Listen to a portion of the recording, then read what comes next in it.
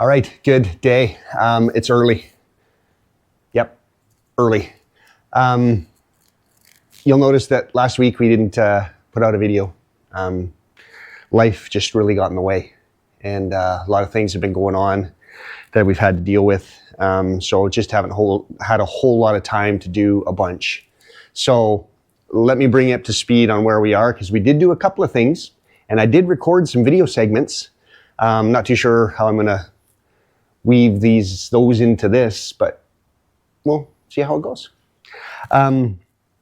So let me take you on a little tour here and get you up to speed on where we're at, and then kind of what the path forward ahead is. So you'll remember from the last episode, we had broken the bolt in the upper shock mount, or we as in we broke the bolt. And I was trying to get it out, and I snapped the easy out. I did have another easy out set that's the socket kind that I tried to get from the top, and it just ended up breaking the bolt again. So I had a little tiny section inside the nut, and now with an easy out snapped out off in it. So it was a little bit tough, but here's what I ended up doing. I ended up punching a 1-inch hole through the top of the floor there, and I just used one of these Jeep floor plugs. So I punched it out, and you can see I got a bolt in there already. So it's all in and kind of ready to go. I punched a 3/8 hole just off to the side, and managed to get it to go. So it's pretty much ready to mount the shock to it. So that's all good to go. So we got this fancy little plug that we can stuff back in there, keep all the water and moisture out, and that one's done. So I can clean this up and get the carpet back down, and we can put her away. All right, so next, I ended up trying to get the springs out of the rear end here, and I took the sway bars all apart, got the bolts out, so that I had some good flexibility. I got a jack underneath the pumpkin right now, just holding the weight, because there's, everything's gone. But here's what ended up happening. So as soon as I disconnected that sway bar link and put some downward pressure to see if I could get the spring out, this whole bottom blew out, and just, well, you can see what happened. The mount came out with the spring. So the perch is pretty much, it's toast. So I was really contemplating life choices at this point. And honestly, this is where I kind of hit a slump, because I was in a position where I couldn't go backwards and I couldn't go forwards. In for a penny, in for a pound at this point. But as you all know that have been watching the channel for a while, I just don't have the tools to fix that. I do have a little welder that works great on, sheet metal and some little thin stuff, maybe up to about 1/4 inch, but it's not great. So I was stuck. And that's why I didn't get the video out last week, because I can't progress forward. So I ended up reaching out to a guy I met several weeks ago. Turns out this guy's a welder. I reached into that repertoire and I gave him a call, and sure enough, hey, yep, I'm there. Just let me know when and where. So he's actually on his way this morning. So why I've got everything all kind of out of the garage and getting cleaned up, because he's going to help me fix this. So he's on the way. The other side, I've got it all apart too, and it's pretty much in the same position. The perch is still there, but it's all rotted. The upper perch is still okay. There's a couple little holes here, but I think we can maybe beef it up a little bit and then just replace this. And then what I did was I found these. These are, I got this off of Amazon. They come in singles. And it's just a direct OEM replacement for the perch. So this just basically has the ability to just slide in there. Now, I'm not a welder. I'm not a steel expert. So when he gets here, we're going to look at this. I do have some stock metal, some flat bar, and some other stuff that we may end up, rebuilding this with. But I think we can make that work. And then part of that as well is I do actually have the isolators. They're right here. there's the other perch. And then I got these isolator kits. So these obviously just slip over top, one for the bottom, one for the top. And it'll keep it from squeaking as it goes down the road. So that's that. And then for the lift kit, I did order it and it did come. I got the BDS, which I've talked about a few times. Even though they're not a sponsor, I still keep talking about them. I gotta quit saying names. But anyway, it's a 2-inch lift off a factory, so you can see. You know, it's nothing spectacular. It's just a modest little set of heels, if you will. So I'm gonna get cracking on this now. I do have the body mount all ready to go. It's right here. So I got everything all trimmed up and buffed down so that we can weld. I was going to weld it, but since he's coming, I figure he can give me a hand. Because this is these kits don't fit the greatest. And I did read it in the reviews that they weren't that great. This actually used to have a tab that was off here. I zipped them off because they were sitting about a 1/4 inch from the tub. And, you know, I don't think any good welder can fill a 1/4 inch gap. So I zipped those off because the intent will be to weld these down to the side of the original torque box. So that's where these are. So this one's ready to go. So we got the perches, this side. I haven't got the other side out yet because I haven't jacked up. I'm only jacking up one side of the body at a time so that I don't put all that pressure on the transmission or on the shift linkage, the 4x4 and the steering box, the knuckle. So there's only so much clearance in there. So I'm going to do the body one side at a time. Fortunately, I don't have to jack up that side as high because I don't need to get to the rear upper shock mount. So that's where we're at. That's where we're going. So what I'm going to do now while I'm waiting for him to come is I'm going to get the front end jacked up, get the front wheels knocked off, and start working on the shocks and springs on the front to get those out so that I can get the new ones installed. So the goal for the end of today is to have the lift kit installed and have this thing back on its wheels. And then we'll figure out a path forward for the rest of it. All right, here we go.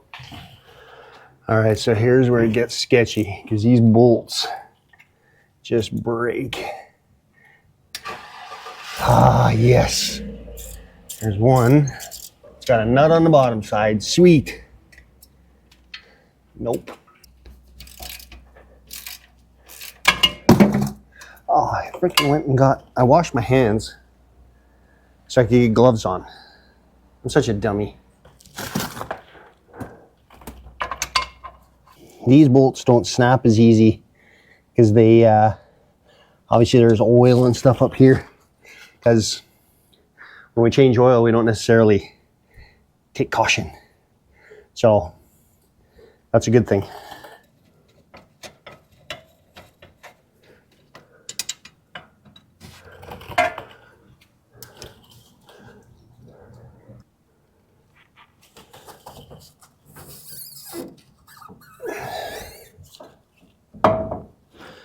Okay, see if my new fancy wrench will work. Nope, that is not gonna work. Hey, look at that. Good morning. Hey, morning, how are you? Good. Okay, so getting these shocks out on the front, it went actually really well. Got the 2 bottom bolts out really easy. And then what I did, this is that tool I was talking about. They're super cheap. They're available at, I think, Harbor Freight has them. Home Depot. I think I bought these off Amazon and it came in a little 2 kit and it was like 20 bucks. And they're just like a plumber's claw. And this worked really well for getting the upper shock bolt off because, you know, trying to put your wrench around the shock stem, A, it's not good because it mars it up. And B, this worked really good because you can just open the claw and I managed to get it around the isolator washer and could get it to lock on. And then I can easily just get the bolt out. So 20 bucks well spent, I guess. All right, let's keep moving. I need to get the sway bar off so that I can put the downward pressure to get that spring out. So that's next.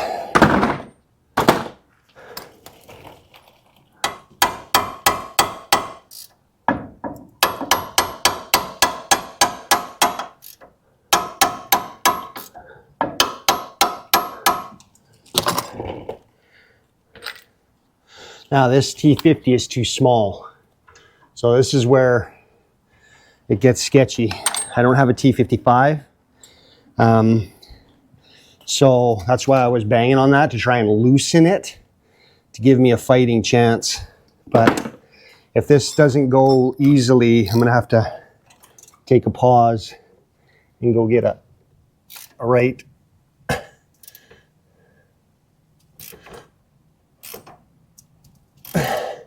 I did juice it and it seems to be coming. So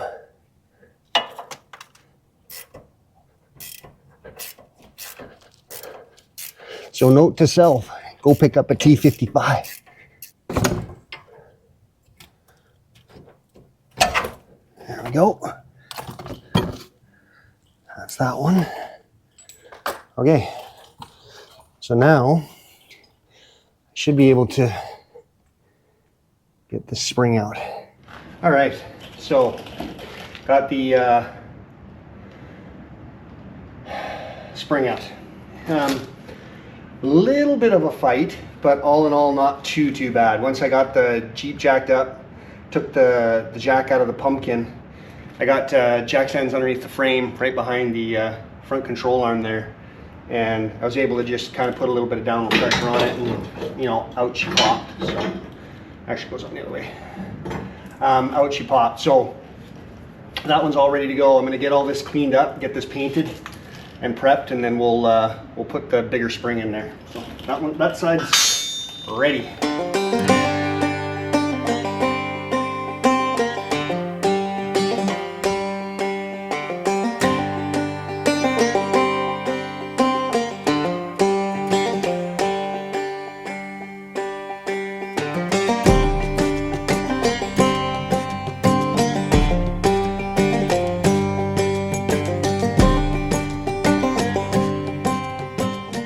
Okay, so we got all that cleaned up. Everything's good to go. So now we'll just hit with a little bit of rust reformer, make it all nice and pretty. And we all know painting is not my strong suit. Making old parts new. Look, we just replaced all that. All brand new parts. All right, let that dry, and then we'll hit it with a coat of rust paint, and then we can start putting it back together. All right, so we're back. We got help, because new character. Yeah, we got kind of a new character, not a family member, but you know, still nonetheless. There's Darian. He's a friend I met here in Houston through the Jeepers forums, like I was mentioning earlier. We just he was having trouble with his Jeep, so I was like, hey, you know, I might be able to help you. Still having trouble. Still having trouble, but nothing that we can't overcome, I hope. So he mentioned, hey, I'm a welder. If you ever got anything that you need, you know, give me a call. So that was at the point where I was finishing welding on the LJ, which kind of sucked because we know how well I weld. But nonetheless, when I started blowing this thing apart and metal's coming apart in my hands, Darian was the first guy I called. So really thank him for coming and getting us happy to be a part of the project. Yeah, getting us out of this jam. So where we're at now, I showed you earlier those parts that I bought, so he's in there cranking on them, and it looks like we've got enough material on the perch to salvage it, which is good. So he's going to carry on doing that, and I'm staying out of his way working on the front end. So I got the lift in on this side. I got the spring in anyway, and I'm using the sketchy spring tensioner tool things, which, yeah, they make my butt pucker every time I turn them. But nonetheless, it's in. So I'm going to loosen those off, get the shock in, and then this side's done. I can get it back on its tire and then work on the other side. And then by that time, hopefully Darian's working on the other side as well, and we can kind of go in tandem. So that's where we're going now. No, you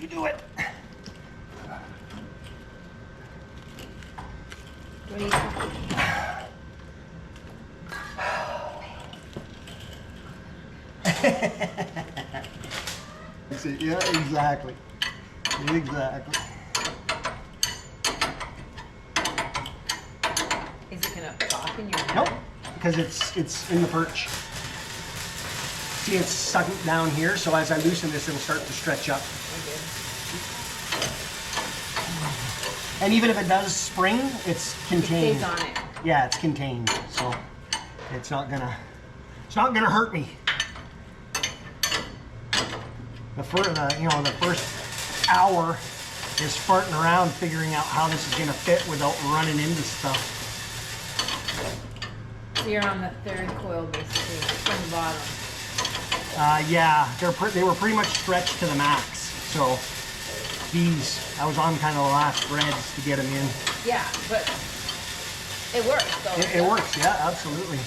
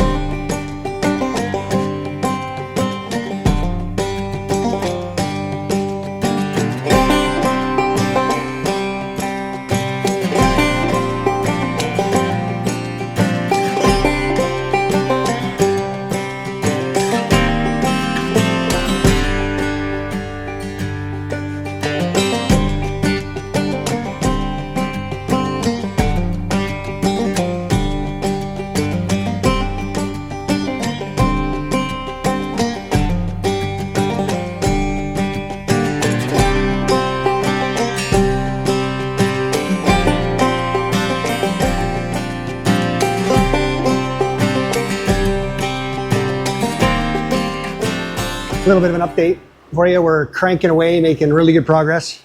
I got the lift done on the front. Both tires are back on. You saw little snippets of that. We'll go do a walk around, and Darius is going swimming.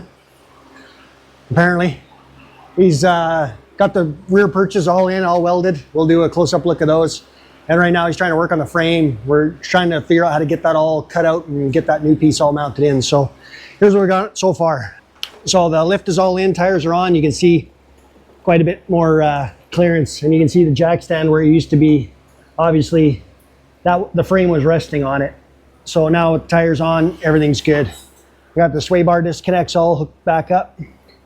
Got most of it painted. I'll clean up the rest of that paint once we figure out what we're going to do with this machine going forward. But there's that side. Everything's all buttoned in. It went really, really well. Little bit of a learning curve on the spring tool, compression tool, which springs to use and all that stuff. But once I did the passenger side, did the driver's side, it just slipped right in. So all that's good. The rear spring purchase. So Darian got all these welded in. I've got a little bit of a cleanup here to do. Then I'm going to paint all this, put some rust converter on it, and get the rear springs in while he's working on the frame. So we're making really good progress. Things are going well. All right. Welcome back. Yep, it's been a full day. It's kind of dark out. Darian had to go, but he stuck it out to the bitter end. And I really, before I do anything, I want to give him a huge shout out. He's been here since, 9:30 this morning, giving us a hand. Good timing. Tanya's been supporting. From the inside. And coming into the out now. But it's been a really long day. So the lift kit's installed. Kind of looks pretty good, if I don't say. Let me get out of the way. Looks pretty good. It's sitting a little wonky because I still got the jack up on the other side, so it's sitting a little bit this way. I haven't got the tire on the other side, but definitely a lot more wheel clearance. These are still the same 30-inch tires that we had on it. Do they look small or what? Yeah, it skipped leg day. It skipped leg day. I looked like one of those people. But that's okay. We're gonna run it. I got a few things to do. I'll talk you through them now. So let's do a quick walk around. I'm gonna show you the torque box, and then we'll go around to the other side. So here's the torque box. I got mosquitoes coming at me. Got the torque box all done. Got it just kind of zipped in there. A few little things, but I'll just kind of grind those down, clean it up, and then paint it, and we're gonna call it good. So, you know, one little burn hole, but nothing fantastic, nothing major. So get this all cleaned up and get it painted, and it's good. That's how they should look, sitting off the body like that, not all mashed up inside. So, you know, the body won't be shifting. So I still got some cleanup to do on the frame before I put the running board on. I want to get it all rust-proofed and painted, and get it all cleaned up all the way up to the front control arms and everything else. So she's all good. Okay, this side. Ooh, backlighting. Still that Halloween effect. I just wanted to highlight kind of what we did here. So the lift kit's all in, got the spring in, and you can see this is an issue with these.